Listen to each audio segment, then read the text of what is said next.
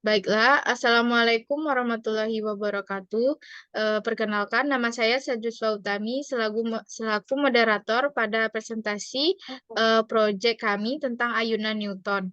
Nah, di mana anggota saya atau rekan-rekan saya yang pertama itu Elsa Elvira Rangkuti, saya sendiri Sajuswa Utami, dan Wahyu Hidayati.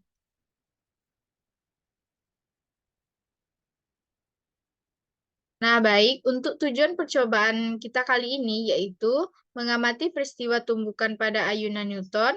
Yang kedua, menyelidiki hubungan antara jumlah bunyi pada peristiwa tumbukan dengan kecepatan awal pada sistem ayunan Newton.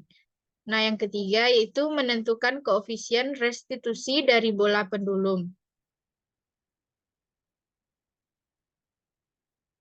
Nah, selanjutnya itu alat dan bahan yang digunakan pada praktikum kali ini. Yang pertama itu alatnya satu set peralatan ayunan Newton, mistar, busur, serta bahannya yaitu 5 buah bola pendulum identik, lilin mainan atau wax jika diperlukan.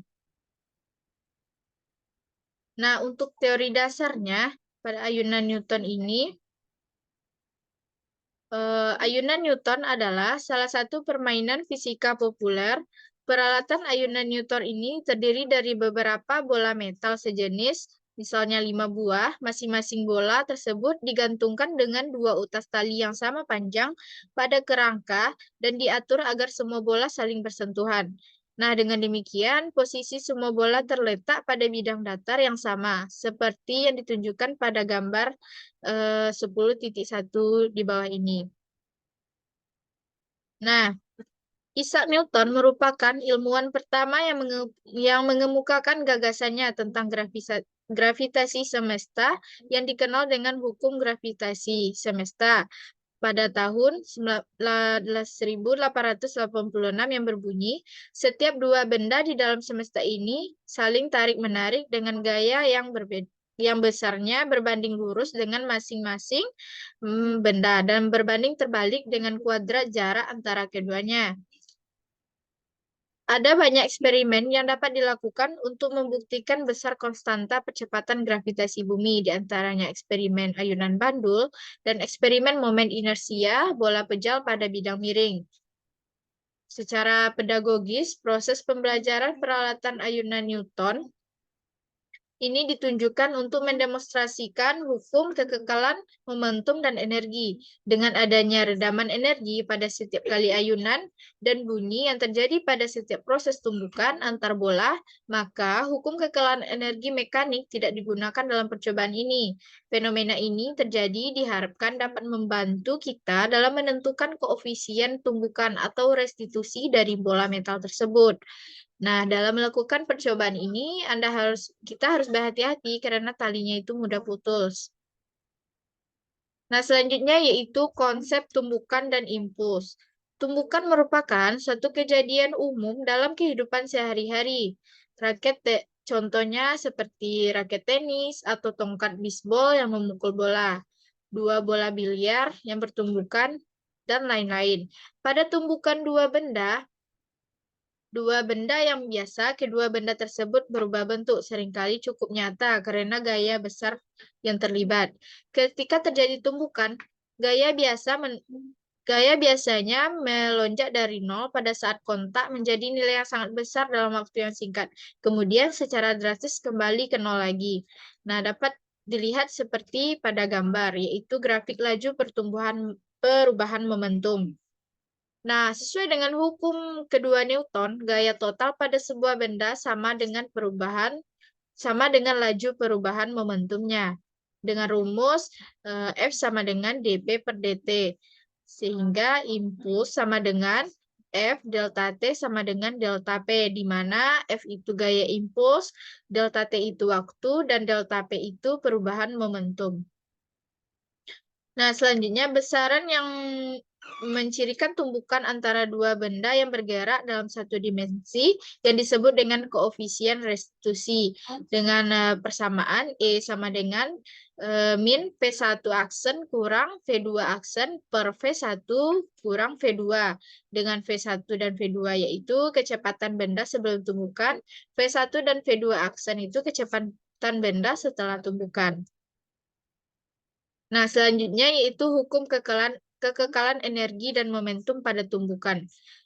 Nah, dalam setiap tumbukan dua atau lebih benda akan berlaku hukum kekekalan, yaitu yang pertama hukum kekekalan energi kinetik. Pada kasus tumbukan, besarnya hukum kekekalan energi kinetik ini setengah M1 V1 kuadrat ditambah setengah M2 V2 kuadrat sama dengan setengah M1 V1 aksen kuadrat ditambah setengah M2 V2 aksen kuadrat.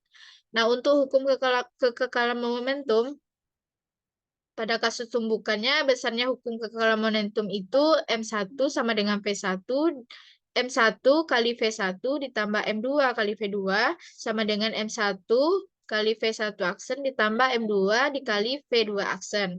Nah, untuk tumbukan tunggal, bola disimpangkan dengan sudut simpangan, kemudian dilepaskan. Ketika sudut terjadi tumbukan, momentum bola pertama akan diberikan kepada bola kedua, dan seterusnya. Selanjutnya, untuk percobaan 2 atau 3, 4 bola yang disimpangkan, peristiwa tumbukan tunggal ini dapat dilakukan untuk 1, 2, 3, atau 3 bola yang disimpangkan. Bola pertama akan menumbuk bola kedua sehingga momentum pertama ditransfer ke bola kedua. Begitu seterusnya. Proses terjadinya tumbukan untuk satu bola yang disimpangkan pada ayunan Newton dapat terlihat pada gambar 10.3 tadi.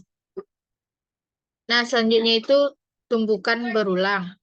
Seperti halnya pada percobaan tumbukan tunggal, dalam satu bola yang direntangkan dan bola dibiarkan terjadi tumbukan terus berulang yang ditandai dengan bunyi tik akan beresolusi dengan amplitudo yang semakin berkurang. Suara tumbukan atau bunyi tik akhirnya akan hilang dan terjadi tumbukan inelastik sempurna, yaitu semua bola bergerak bersamaan. Pada kondisi ini dianggap sudah tidak terjadi lagi tumbukan. Nah, berdasarkan gambar 10.3 dapat ditentukan kecepatan awal bola pada saat menumbuk, kecepatan akhir bola, dan kecepatan bola terakhir setelah N kali bunyi tik menggunakan pendekatan hukum kekekalan energi dan kekekalan momentum. Nah, yang pertama itu kecepatan awal bola pada saat menumbuk atau dilambangkan dengan V0. Dengan persamaan V0 sama dengan akar 2 dikali gravitasi dikali H1 dikurang H0. Dengan H itu ketinggian bola saat keadaan istirahat dan H1 itu ketinggian bola pada saat diangkat. Nah, lalu untuk kecepatan akhir bola atau V akhir sama dengan 1/5 V0. Nah, untuk kecepatan bola terakhir setelah N kali bunyi tik atau V tik itu persamaannya V0 sama V tik sama dengan V0 dikali 1 ditambah koefisien restitusi atau E dibagi 2, lalu pangkat 4 dikali N.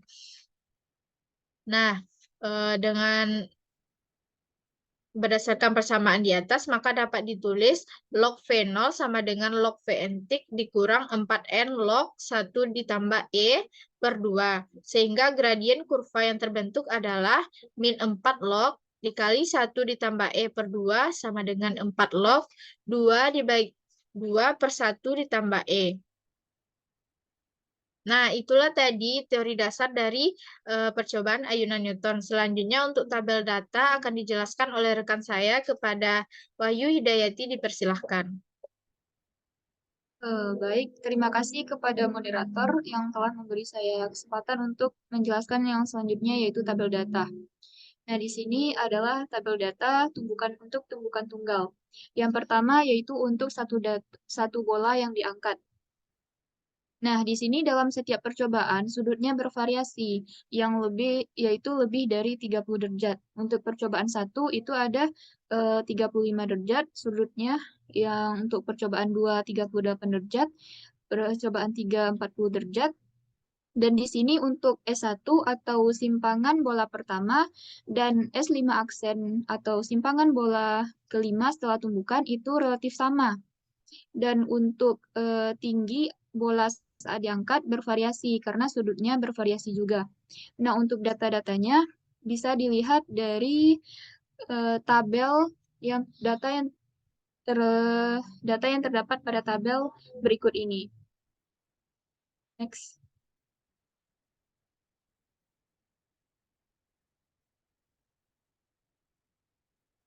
Nah, selanjutnya yaitu data dua bola yang diangkat. Sama halnya dengan data untuk satu bola yang diangkat tadi. Untuk sudutnya itu harusnya lebih dari 30 derajat. Pada percobaan 1 itu sudutnya 32 derajat, percobaan 2 34 derajat. Dan di sini S1 sama relatif sama dengan S5 aksennya, yaitu pada percobaan 1 0,065 meter, S1-nya untuk S5 aksennya itu 0,060 meter. Nah, di sini relatif sama besarnya. Dan untuk H1-nya itu bervariasi juga karena sudutnya bervariasi. Dan untuk data percobaan selanjutnya itu dapat dilihat dari data yang terdapat pada tabel. Next. Selanjutnya yaitu data untuk 3 bola yang diangkat. Sama dengan data bola yang diangkat tadi. Nah, di sini sudutnya juga lebih dari 30 derajat. S1 aksennya 0,065 meter untuk untuk percobaan satunya. Untuk S5 aksennya itu pada percobaan 1 0,060, H1-nya 0,028 meter dan sudutnya 31. Nah, di sini S1 relatif sama juga dengan S5 aksennya. Dan untuk sama halnya dengan untuk percobaan 1 sampai dengan 10. Next. Nah, berikutnya itu untuk tumbukan berulang. H0 atau ketinggian bola saat diam di sini adalah 0,015 meter. Untuk H1-nya pada percobaan 1 itu 0,020 meter, V0-nya 0,31 meter per second, log V0-nya min 0,504. Untuk N1-nya jumlah ticknya N1-nya 32, N2 34, N3-nya 32. N rata-ratanya itu 32,6. Dan untuk percobaan selanjutnya dapat dilihat dari data yang terdapat pada tabel. Next. Nah, berikutnya yaitu pengolahan data. Data untuk satu bola yang diangkat. S1-nya atau simpangan bola pertama itu 4,3 kali 10 pangkat min 2 meter. S5 aksennya atau simpangan bola kelima setelah tumbukan itu 0,04 meter. H0-nya atau ketinggian bola saat diam itu 1,5 kali 10 pangkat min 2 meter. H1 atau ketinggian saat bola diangkat itu 0,02 meter. EH-nya yaitu 1, G-nya atau gaya gravitasinya yaitu 9,8 meter per second. Selanjutnya yang kita cari yaitu V0 atau kecepatannya. Nah, untuk mencari V0, itu persamaan yang digunakan adalah akar 2G kali H1 kurang H0. Akar dari 2 kali 9,8 meter per second kuadrat dikali 0,02 kurang 0,015 meter. Didapat hasil kecepatannya yaitu 0,31 meter per second. EU-nya atau koefisien restitusinya dicari dengan persamaan S5 aksen per S1. Akar dari S5 aksen per S1. Akar dari 0,04 per 0,043 meter. Di sini didapat hasil yaitu 0,96. Nah, selanjutnya yaitu mencari persentasi ketidakpastiannya, yaitu dengan menggunakan persamaan EH dikurang EU per EH kali 100%. 1 dikurang 0,96 per 1 dikali 100% dan itu hasilnya yaitu 3,6%. Selanjutnya yaitu data untuk dua bola yang diangkat. S1-nya yaitu 0,085 meter, S5 aksennya 0,082 meter, H0-nya 0,015 meter, H1-nya 0,041 meter, EH-nya yaitu 1, dan gaya gravitasinya yaitu 9,8 meter per second kuadrat. Di sini juga mencari kecepatannya, yaitu dengan menggunakan persamaan V0 sama dengan akar 2G kali H1 kurang H0. Akar 2 kali 9,8 dikali 0,041 kurang 0,015. Dan didapat hasilnya yaitu 0,1 meter per second. Next. Nah, selanjutnya yaitu mencari koefisien restitusinya, yaitu dengan menggunakan persamaan S5 aksen per S1, akar dari S5 aksen per S1. Akar dari 0,082 per 0,085. Didapat hasil yaitu 0,98. Nah, selanjutnya yaitu mencari presentasi ketidakpastiannya, yaitu dengan menggunakan persamaan EH kurang EU per EH kali 100 persen. 1 kurang 0,98 per 1 kali 100% itu didapat 1,8%. Selanjutnya yaitu data untuk 3 bola yang diangkat. S1-nya adalah 0,07 meter, S5 aksennya 0,065 meter, H0-nya 0,015 meter, H1-nya 0,03 meter, koefisien restitusinya 1, gaya gravitasinya 9,8 meter per second. Nah, di sini juga mencari kecepatan, yaitu menggunakan persamaan V0 sama dengan akar 2G kali H1 kurang H0, akar 2 kali 9,8 kali 0,03 kurang 0,015. Di sini didapat kecepatannya yaitu 0,542 meter per second. Selanjutnya yaitu mencari koefisien restitusinya, yaitu dengan menggunakan rumus akar S5 aksen per S1. Akar 0,065 per 0,07. Nah, ini dapat hasil 0,963. Dan selanjutnya yaitu mencari persentasi ketidakpastiannya menggunakan persamaan EH kurang EU per EH dikali 100%. 1 kurang 0,963 per 1 kali 100% didapat persentasi ketidakpastiannya yaitu 3,7%. Next. Nah, selanjutnya yaitu data untuk pengukuran berulang. Di sini H0-nya atau H ketinggian bola saat diam itu 0,015 meter, H1-nya yaitu 0,02 meter, N1 32, N2-nya 34, N3-nya 32, dan koefisien restitusinya yaitu 1. Pertama itu kita mencari kecepatan dengan menggunakan persamaan akar 2 kali G kali H1 kurang H0. Akar 2 kali 9,8 dikali 0,02 kurang 0,015. Didapat hasil kecepatannya yaitu 0,31 meter per second. Untuk N2, VN-nya itu untuk mencari VN-tik persamaannya yaitu V0 dikali 1 kurang E per 2 pangkat 4N. Nah, untuk V32-nya yaitu untuk V dengan N32 itu 0,31 dikali 1 kurang 1 per 2 pangkat 4 kali 32. Itu hasilnya didapat 0,31. Karena E sama dengan 1, maka pada persamaan VN-tik sama dengan V0 dikali 1 kurang E per 2 pangkat 4N, itu turunannya adalah VN-tik sama dengan V0 1 pangkat 4N. Maka persamaan menjadi VN-tik sama dengan V0. Artinya V32, V34, V30, dan V32 atau VN1, VN2, dan VN3 mempunyai nilai yang sama dan hal tersebut berlaku untuk data-data selanjutnya. Nah, berikutnya yaitu log V0 sama dengan log VN-tik kurang 4N log 1 kurang E per 2. Karena E sama dengan 1, maka turunannya yaitu log V0 sama dengan log VN-tik kurang 4N log 1. Nah, hasil dari persamaannya menjadi log V0 sama dengan log VN-tik. Log V0 sama dengan log hasil dari perhitungan kami, log V0 sama dengan log min 0,50.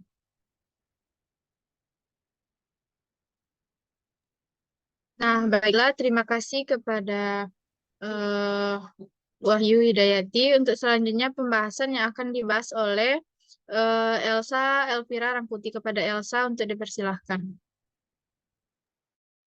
Baiklah, terima kasih kepada moderator telah memberikan waktu kepada saya untuk menjelaskan pembahasan. Pada praktikum kali ini dilakukan praktikum mengenai ayunan Newton dengan variasi tumbukan tunggal dan berulang. Pada tumbukan tunggal dilakukan percobaan satu bola yang diangkat, 2 bola, dan 3 bola yang diangkat. Pada tumbukan tunggal didapati H0 bola adalah 15 cm. Pada percobaan 1 bola yang diangkat, sudut yang digunakan adalah di atas 30 derajat.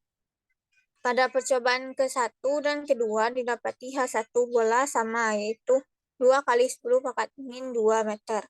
Ini bisa jadi dikarenakan selisih sudut pada percobaan 1 dan kedua hanya 1 derajat. Namun, untuk S1 pada percobaan ke-1 dan kedua itu berbeda jaraknya. Pada tabel 1, data untuk satu bola yang diangkat didapati ketinggian awal bola atau H0 1,5 cm, di mana sebelum pengukuran atau menggunakan ayunan Newton harus dilakukan pengukuran dulu, apakah alat sudah kokoh atau stabil, agar tidak terjadi kesalahan saat proses percobaan atau pengukuran dilakukan. Hasil H1, S1, S5 aksen yang berbeda-beda karena menggunakan sudut yang berbeda-beda, dimulai di atas sudut 30 derajat. Pada saat pengukuran S5 aksen akan lebih kecil dari nilai S1. Setelah melakukan percobaan 10 kali, didapatkan hasil S1, H1, S5 aksen dengan sudut yang berbeda-beda. Setelah didapatkan data, maka dilakukan perhitungan untuk mencari W0 sama dengan akar 2G H1 kurang H0. Rumus untuk mencari E sama dengan akar S5 aksen per S1. Dan persentasi KS sama dengan EH kurang EU per EH, di mana nilai EH sama dengan 1. Next.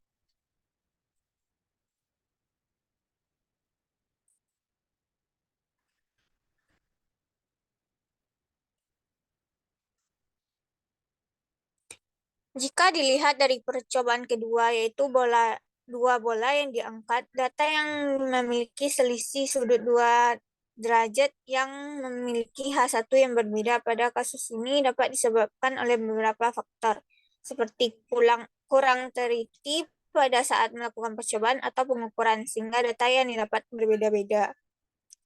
Jika dilihat dari hasil pengamatan S5 aksen atau jarak persimpangan pantulan bola kelima selalu kurang atau hampir mendekati simpangan S1 dan tidak berlebih. Ini bisa jadi karena adanya proses transfer energi antar bola sehingga amplitudo berkurang. Selanjutnya, pada percobaan tumbukan berulang didapatkan H0 bola yaitu 0,015 meter. Pada tumbukan berulang, pengamatan dihentikan saat bunyi pada bola atau bunyi tik sudah tidak didengar lagi. Dari semua bola yang bergerak bersamaan. Pada saat percobaan tumbukan berulang, dilakukan variasi ketinggian H1 pada bola, dan pada setiap H1 diukur dan dihitung atau dilakukan pengulangan sebanyak 3 kali. Dari data yang didapatkan pada 3 pengulangan ini, H1 didapatkan jumlah N yang berbeda-beda. Pada beberapa pengulangan, terdapat beberapa pengulangan yang sama jumlah N-tiknya. Dapat dilihat pada data, jika semakin besar nilai H1, maka jumlah N-tiknya yang didapat juga semakin besar. Nilai kecepatan V0 juga semakin besar jika nilai H1 semakin tinggi, walaupun nilai H1 yang digunakan berbeda. Perbedaannya tidak terlalu signifikan.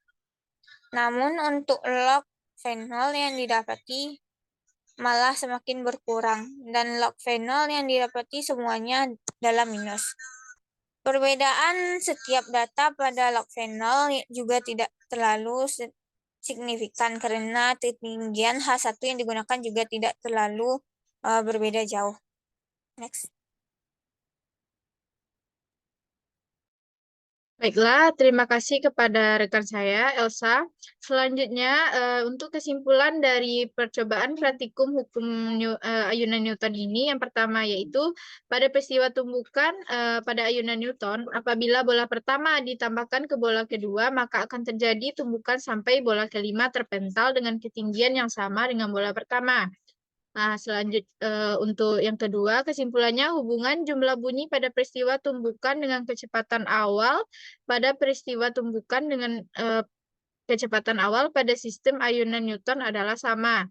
Hal itu terjadi karena persamaan V entik sama dengan V0 dikali 1 ditambah E per 2